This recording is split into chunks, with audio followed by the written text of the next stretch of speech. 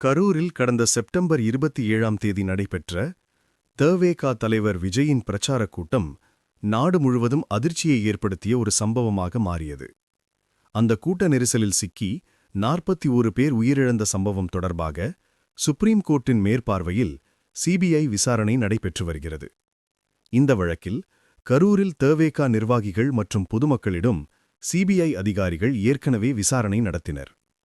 தவேகா பொதுச் செயலாளர் புஸ்ஸி ஆனந்த், ஆதவ் அர்ஜுனா உள்ளிட்டோர் டெல்லி சிபிஐ அலுவலகத்தில் ஆஜராகி ஆதாரங்களை வழங்கினர்.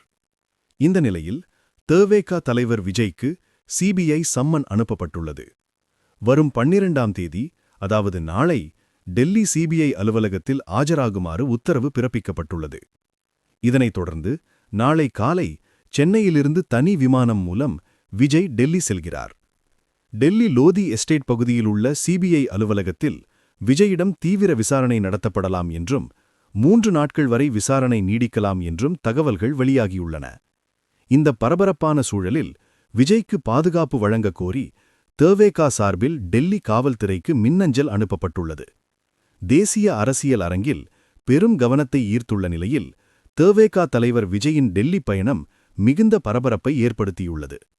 இதுபோன்ற முக்கியமான செய்திகள் உடனுக்குடன் தெரிய உங்கள் ஆதரவுடன் இந்த சேனலை வளர்க்க உதவுங்கள். இன்னும் பல உண்மை செய்திகள் பார்க்க இப்போதே நம்ம சேனலை சப்ஸ்கிரைப் பண்ணுங்க. வீடியோ பிடிச்சிருந்தா லைக் அண்ட் ஷேர் பண்ண மறக்காதீங்க.